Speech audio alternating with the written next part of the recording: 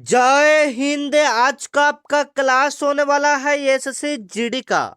मैं कहूंगा साथियों, एसएससी जीडी के एग्जाम में आपका टोटल 80 प्रश्न पूछा जाता है। जो इसका एग्जाम होता है साथियों, उसमें टोटल आपका 80 प्रश्न पूछा जाता है, जिसमें से जीके, मैथ, रीजनिंग, हिंदी सभी से आपका 20-20 प्रश्न पूछा जाता है। टोटल मिलाकर 80 क्वेश्चन। और आज के इस वीडियो में हम लोग ऐसे प्रश्नों को कवर करने वाले हैं जो सीधे आपके एग्जाम में आने वाला प्रश्न है। अगर आप यह वीडियो को पूरा कवर कर लेते हैं साथियों, तो आपके एग्जाम में यहां से प्रश्न देखने को मिलेगा। तो आज का आपका पहला प्रश्न है कि चोल काल के दौरान काल के दौरान बेटी शब्द का प्रयोग किसके लिए किया जाता था। बेटी शब्द का उपयोग किसके लिए किया जाता था साथियों? तो यह जबरन श्रम के लिए किया जाता था। यानी पहले क्या था कि किसी भी मजदूर से जबरदस्ती काम करवाया जाता था, उसके लिए बेटी शब्द का प्रयोग किया जाता था। उसके लिए कौन सा शब्द प्रयोग किया जाता था? बेटी शब्द प्रयोग किया जाता था। पहला का बी ऑप्शन आपका क्या हो जाएगा साथियों? बिल्कुल राइट हो जाएगा। जो सीधे आपके एग्जाम में पूछा जाने वाला सवाल है कि चोल काल के दौरान बेटी शब्द का प्रयोग किसके लिए किया जाता था? जबरन श्रम के लिए, जबरन काम कराने के लिए बेटी शब्द का प्रयोग किया जाता था। अगला नंबर सवाल है साथियों, जो कि सीधे आपके एग्जाम में आने वाला प्रश्न कि किस सुल्तान ने जिल ए इलाही ईश्वर की छाया का उपाधि धारण किया था। एकदम इंपॉर्टेंट सवाल है, बताइएगा साथियों कि सुल्तान ने जिल ए इलाही अर्थात ईश्वर की छाया का उपाधि धारण किया था। बिल्कुल राइट आंसर आपका आ रहा है सर, गयासुद्दीन बलबन था। कौन था साथियों? गयासुद्दीन बलबन था। बी ऑप्शन आपका क्या हो जाएगा? बिल्कुल राइट हो जाएगा कि सुल्तान ने जिल ए इलाही ईश्वर की छाया का उपाधि धारण किया था, गयासुद्दीन बलबन ने धारण किया था। बी ऑप्शन आपका क्या हो जाएगा? बिल्कुल राइट हो जाएगा, जो सीधे आपके एग्जाम में पूछा जाने वाला सवाल है। अगला नंबर सवाल है साथियों, 1857 के विद्रोह। 1857 के विद्रोह से संबंधित प्रश्न आपके एग्जाम में पूछा जाता है। उससे पहले मैं आपको कवर कर दूं साथियों, आज के इस वीडियो में जो भी सवाल आपको बताया जाएगा वह वास्तव में आपके एग्जाम में आने वाला प्रश्न है और कई बार आपके एसएससी जीडी में रिपीटेड हो चुका सवाल है। तो मैं कहूंगा आप इस वीडियो को पूरा कवर कीजिए। तो 1857 के विद्रोह के दौरान फैजाबाद से नेतृत्व किसने किया था? बताइएगा। 1857 के विद्रोह के दौरान जो फैजाबाद था, वहां से नेतृत्व किसने किया था? तो याद रखिएगा, मौलवी अहमुदुल्ला शाह ने किया था। किसने किया था? मौलवी अहमुद्दा शाह ने किया था। 3 का बी ऑप्शन आपका क्या हो जाएगा? बिल्कुल राइट हो जाएगा। और दिल्ली से कौन विद्रोह किया था? खान बहादुर शाह ने किया था। दिल्ली से विद्रोह कौन किया था 1857 की क्रांति में? खान बहादुर खान ने किया था। ठीक है ना, एकदम इंपॉर्टेंट सवाल है। चलिए, अगला नंबर सवाल है, प्रसिद्ध हम्पी के विठल मंदिर का निर्माण किस शासक ने करवाया था? बताइएगा। प्रसिद्ध हम्पी के विठल मंदिर का निर्माण किस शासक ने करवाया था साथियों? तो देवराय द्वितीय ने करवाया था। किसने करवाया था? देवराय द्वितीय ने करवाया था। बी ऑप्शन आपका क्या हो जाएगा? बिल्कुल राइट हो जाएगा, जो सीधे आपके एग्जाम में पूछा जाने वाला सवाल है कि प्रसिद्ध हम्पी के विठल मंदिर का निर्माण किस शासक ने करवाया था? देवसराय द्वितीय ने करवाया था। किसने करवाया था साथियों? देवसराय द्वितीय ने करवाया था। बी ऑप्शन आपका क्या हो जाएगा? बिल्कुल राइट हो जाएगा। अगला नंबर सवाल है साथियों, अगोम वर्ष अमोघ वर्ष किस राजवंश का प्रसिद्ध शासक था? बताइएगा। अमोघ वर्ष किस राजवंश का प्रसिद्ध शासक था साथियों? बिल्कुल राइट आंसर हो जाएगा, यह राष्ट्रकूट का प्रसिद्ध राजवंश शासक था। अमोघ वर्ष किस राजवंश का प्रसिद्ध शासक था? तो राष्ट्रकूट का था। बी ऑप्शन आपका क्या हो जाएगा? बिल्कुल राइट हो जाएगा। चलिए, अगला नंबर सवाल है साथियों, डंकन पास किनके बीच स्थित है? बताइएगा। डंकन पास से किनके बीच स्थित है साथियों? तो यह बिल्कुल राइट हो जाएगा, यह दक्षिण अंडमान निकोबार द्वीप समूह और छोटा अंडमान निकोबार द्वीप समूह के बीच डंकन पास स्थित है। यह दक्षिण दक्षिण अंडमान और छोटा अंडमान के बीच क्या स्थित है साथियों? डंकन पास स्थित है। याद रखिएगा, एकदम इंपॉर्टेंट सवाल है।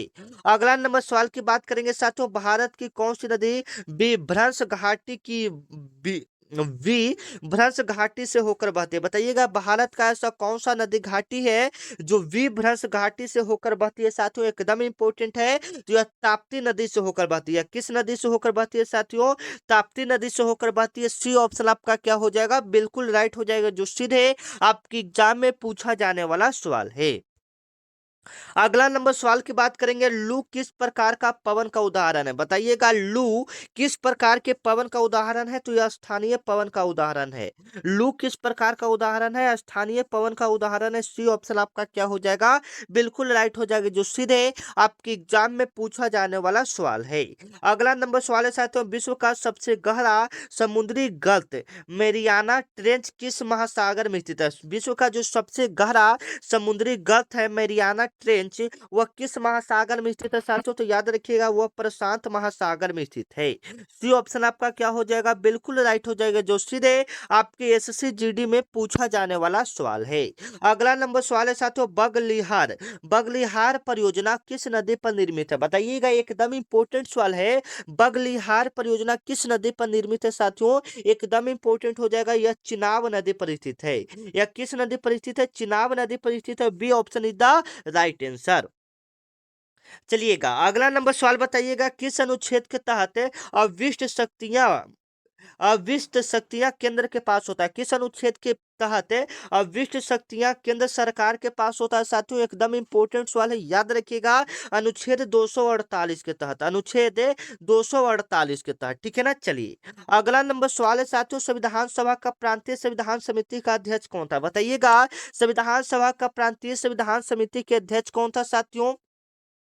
सरदार वल्लभ भाई पटेल थे। कौन थे? सरदार वल्लभ भाई पटेल थे। बी ऑप्शन आपका क्या हो जाएगा? बिल्कुल राइट हो जाएगा, जो सीधे आपके एग्जाम में पूछा जाने वाला सवाल है कि संविधान सभा के प्रांतीय संविधान समिति के अध्यक्ष कौन थे? सरदार वल्लभ भाई पटेल थे।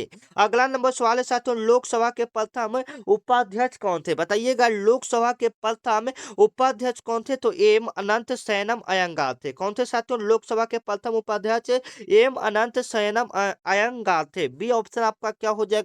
बिल्कुल राइट हो जाएगा, जो सीधे आपके एग्जाम में पूछा जाने वाला सवाल है। अगला नंबर सवाल है साथियों, किस संविधान संशोधन द्वारा शिक्षा को राज्य सूची के समवर्ती में स्थानांतरित किया गया है? ये जो सवाल है एकदम एसएससी जीडी के लिए एकदम इंपॉर्टेंट सवाल है, तो बताइएगा, किस संविधान संशोधन द्वारा शिक्षा को राज्य सूची में समवर्ती सूची में स्थानांतरित किया गया है? तो एकदम इंपॉर्टेंट हो जाएगा, 42वां संशोधन के तहत। ये ऑप्शन आपका क्या हो जाएगा? बिल्कुल राइट हो जाएगा। अगला नंबर सवाल है साथियों, भारत के नियंत्रण एवं महालेखक परीक्षक सीएजी का नियुक्ति या कार्य अवधि कितना वर्ष से कितना वर्ष तक होता है?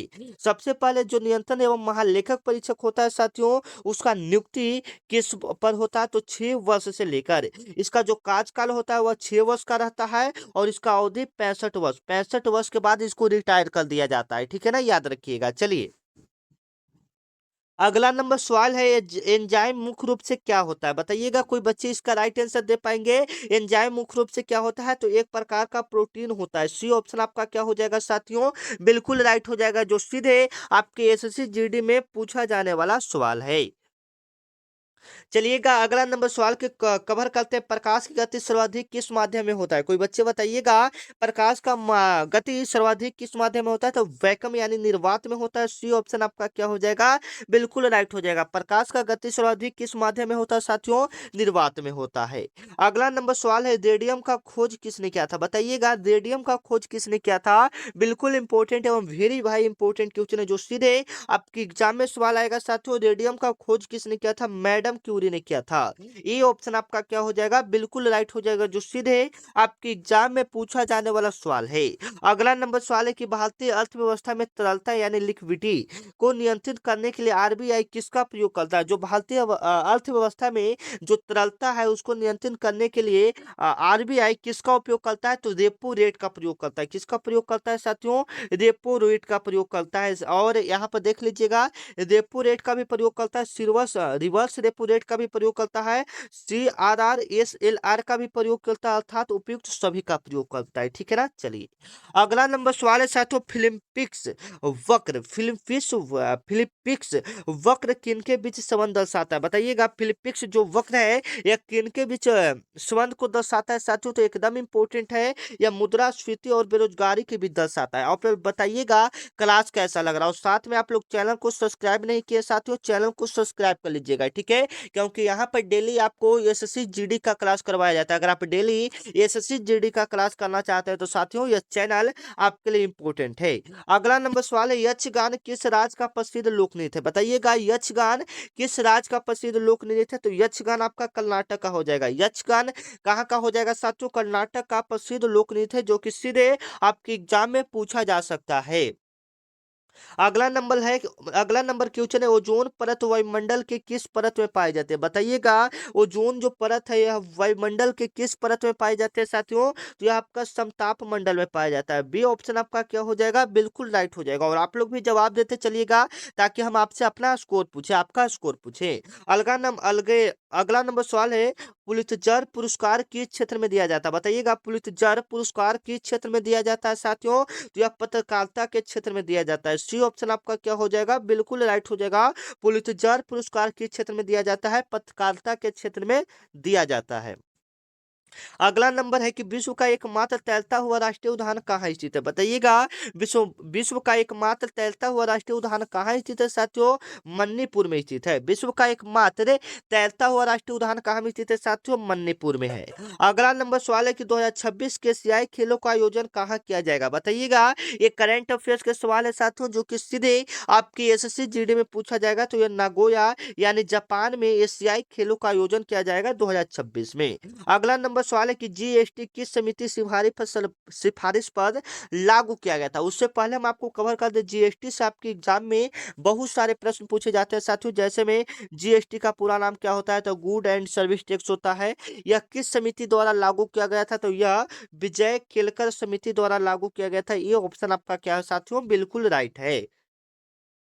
चलिए अगला नंबर सवाल है कि सत्यार्थ प्रकाश पुस्तक के लेखक कौन है? सत्यार्थ प्रकाश पुस्तक के लेखक कौन है साथियों? स्वामी दयानंद सरस्वती है। सी ऑप्शन आपका क्या हो जाएगा? बिल्कुल राइट हो जाएगा, जो सीधे आपके एग्जाम में पूछा जाने वाला सवाल है।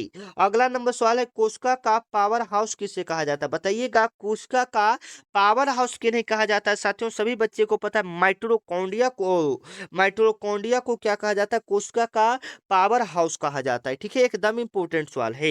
अगला नंबर सवाल है साथियों, काजीरंगा किसके लिए प्रसिद्ध है? ये जो सवाल है 29 नंबर है, मैं आपको कई बार कवर करवा चुका हूं। तो काजीरंगा जो राष्ट्रीय उद्यान है वह एक सींग वाले गैंडा के लिए प्रसिद्ध है। बी ऑप्शन आपका क्या हो जाएगा साथियों? बिल्कुल राइट हो जाएगा, जो सीधे आपके एग्जाम में पूछा जाने वाला सवाल है। किस गुप्त शासक को भारत का नेपोलियन भी कहा जाता है? किस गुप्त शासक को भारत का नेपोलियन कहा जाता है साथियों? तो समुद्रगुप्त को क्या कहा जाता है साथियों? भारत का नेपोलियन कहा जाता है। बी ऑप्शन आपका क्या हो जाएगा? बिल्कुल राइट हो जाएगा, जो सीधे आपकी एसएससी जीडी में पूछा जाने वाला सवाल है। अगला नंबर सवाल है, ब्लैक पैगोडा के नाम से कौन सा मंदिर जाना जाता है? बताइएगा ब्लैक पैगोडा के नाम से कौन सा मंदिर को जाना जाता है साथियों? तो कोणार्क के सूर्य मंदिर को ब्लैक पैगोडा के नाम से जाना जाता है। अगला नंबर सवाल है, पिल्ली क्रांति का संबंध किससे? बताइएगा पिल्ली क्रांति का संबंध किससे है साथियों? बिल्कुल राइट आंसर है पिल्ली क्रांति का जो संबंध है वह मत्स्य पालन से है। और सॉरी, तिलहन उत्पादन से। और नीली क्रांति का संबंध किससे? मत्स्य पालन से। ठीक है ना। चलिए अगला नंबर है, अंतर्राष्ट्रीय न्यायालय आईसीजी का मुख्यालय कहाँ स्थित है? बताइएगा अंतर्राष्ट्रीय न्यायालय का स्थापना कहाँ है साथियों? बताइएगा यह हेग में हो जाएगा। अंतर्राष्ट्रीय न्यायालय का मुख्यालय कहाँ है? हेग में है। अगला नंबर सवाल है, असहयोग आंदोलन कब वापस लिया गया था? बताइएगा असहयोग आंदोलन को वापस कब लिया गया था साथियों? तो यह लिया गया था 1922 ईस्वी में। कब लिया गया था? 1922 ईस्वी में। चलिए, पौधों में जल का परिवहन किसके माध्यम से होता है साथियों? तो बताइएगा बिल्कुल राइट आंसर है, जाइलम के द्वारा होता है। पौधों में जल का परिवहन किसके द्वारा होता है? जाइलम के द्वारा होता है। 36 नंबर सवाल है, ग्रैंड कैनियन किस नदी पर स्थित है? बताइएगा ग्रैंड कैनियन किस नदी पर स्थित है? तो कोलोराडो नदी पर स्थित है। बी ऑप्शन आपका क्या हो जाएगा? बिल्कुल राइट हो जाएगा, जो सीधे आपके एग्जाम में पूछा जाने वाला सवाल है।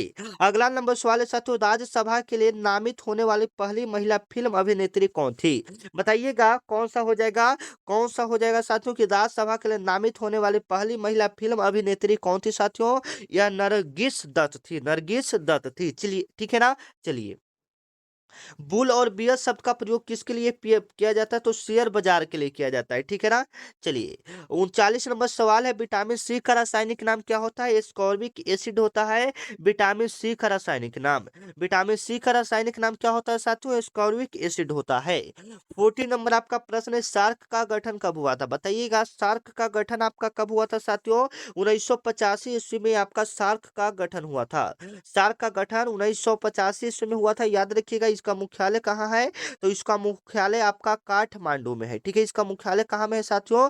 काठमांडू में है, ठीक है ना। मिलते हैं नेक्स्ट वीडियो में, तब तक के लिए जय हिंद जय भारत। आपको क्लास कैसा लगा जरूर बताइएगा, और अभी तक मेरे व्हाट्सएप ग्रुप में नहीं जुड़े हैं साथियों, तो यह मेरा व्हाट्सएप ग्रुप है 9334517119, 9334517119। यह मेरा व्हाट्सएप नंबर है, इस पर आपको एसएससी जीडी लिखकर मैसेज करना है। जैसे ही आप इस पर एसएससी जीडी लिखकर मैसेज करेंगे, उसके बाद आपके पास एक व्हाट्सएप ग्रुप का लिंक जाएगा, लिंक पर क्लिक करेंगे तो आप व्हाट्सएप ग्रुप में ज्वाइन हो जाएंगे, ठीक है ना। तब तक के लिए जय हिंद।